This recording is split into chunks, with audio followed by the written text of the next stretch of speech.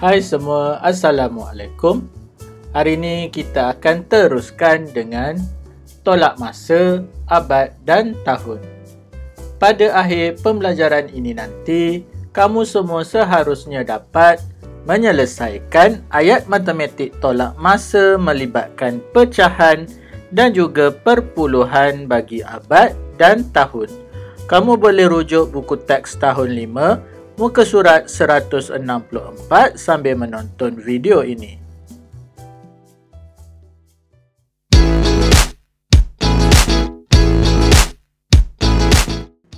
Baiklah murid-murid, kita mulakan dengan soalan 1A, tolak pecahan bagi abad dan tahun. Cari beza usia antara kedua-dua tempat bersejarah ini. Lihat pada gambar di sebelah kanan, kita ada dua tempat bersejarah yang mana bangunan Sultan Abdul Samad usia pada tahun 2021 ialah lebih kurang 1/4 abad, dan Fort Cornwallis Pulau Pinang usia pada tahun 2021 adalah 2 abad 35 tahun. Soalan suruh kita cari beza usia, bermaksud kita kena tolakkan kedua-dua usia bagi tempat bersejarah ini seperti yang ditunjukkan dalam ayat matematik ini. 2 abad 35 tahun tolak 1/4 abad. Soalan nak dalam abad dan tahun. Jadi berdasarkan ayat matematik ini, kita dapat lihat 1/4 abad ini perlu ditukarkan kepada abad dan tahun. Jadi langkahnya, kita pecahkan ia kepada 1 abad tambah 1/4 abad. 1 abad kita boleh biarkan. Kita tahu 1 abad bersamaan 100 tahun. Jadi 1/4 abad kamu perlu darabkan dengan 100 tahun kalau kamu nak tukarkan kepada tahun. Okey. 4 dengan 100 boleh dimansuhkan guna sifik 4. 4 bahagi 4, 1. 100 bahagi 4, kamu dapat 25. Cikgu harap kamu boleh hafal sifik 4 dengan 100 ni. Jadi 1 darab 25 tahun, kamu gabungkan dia jadi 25 tahun. 1 abad 25 tahun. Sekarang kamu boleh tolakkan dengan 2 abad 35 tahun dalam jadual abad dan tahun. Maka kamu akan dapat jawapannya 1 abad 10 tahun. Kita teruskan dengan contoh 1B. Berapakah lebihnya usia bangunan stesen kereta api Kuala Lumpur dalam tahun berbanding dengan bangunan Sultan Abdul Samad? Okey, soalan nak berapakah lebihnya usia bangunan stesen kereta api Kuala Lumpur. Okey, ini adalah bangunan stesen kereta api Kuala Lumpur berusia lebih kurang 1.3 abad pada tahun 2021. Lepas tu satu lagi dia nak bangunan Sultan Abdul Samad. Maksudnya kita gunakan dua maklumat ini dan kita selesaikan menggunakan operasi tolak. 1.3 abad tolak 1/4 abad bersamaan dengan berapa tahun? Okey. Disebabkan jawapan nak dalam tahun, bermaksudnya kita perlu tukarkan kedua-dua ini ke dalam tahun. Kita mulakan dengan 1.3 abad. Bila perpuluhan nak tukarkan ke dalam tahun, kamu tak perlu pecahkan dia. Sebaliknya, kamu terus darabkan dengan 100 tahun. Sekarang, ada 2 sifar dalam 100, bermaksud kita boleh gerakkan titik ini 2 langkah ke kanan. 1, 2. Dan di sini kamu boleh tambahkan 1 digit iaitu sifar. Apabila titik ini sudah berubah ke hadapan, jadi jawapan yang tinggal adalah 130 tahun.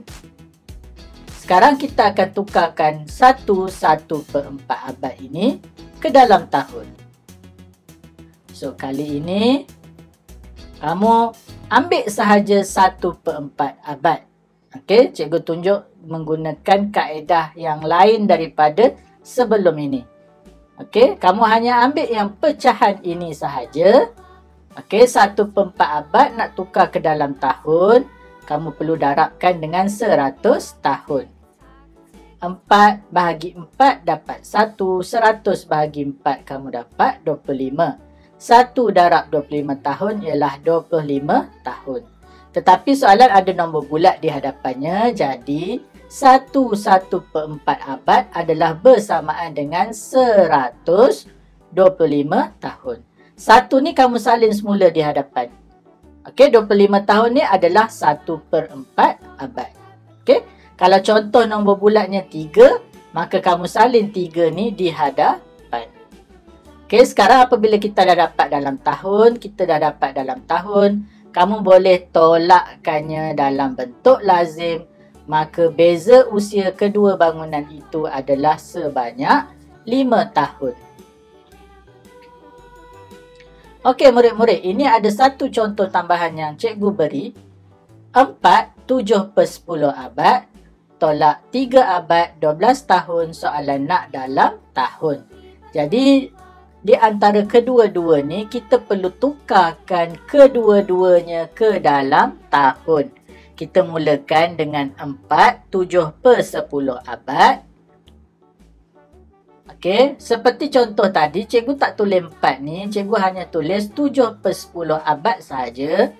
Okey, untuk tukarkan pecahan abad ke dalam tahun, kita perlu darab dengan 100 tahun.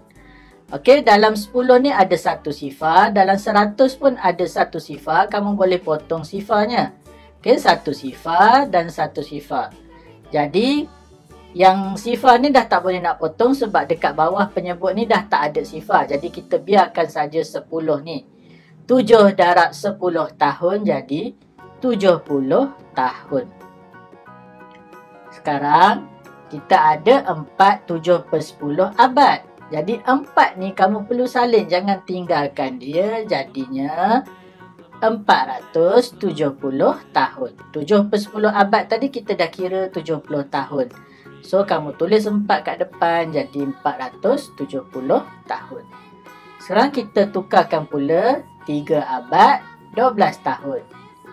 Okey, kita pecahkan dia kepada 3 abad campur dengan 12 tahun.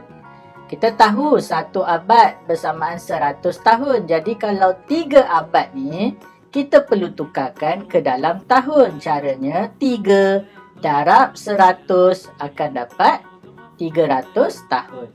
Tambahkan dengan 12 tahun, jadi kamu akan dapat 312 tahun. Kemudian kamu boleh selesaikan menggunakan bentuk lazim. Maka kamu dapat jawapannya 158 tahun. Itu sahaja video cikgu pada hari ini. Kamu boleh buat kerja rumah dalam buku teks muka surat 165. Latihan cuba ini soalan 3, A, B dan juga soalan 5.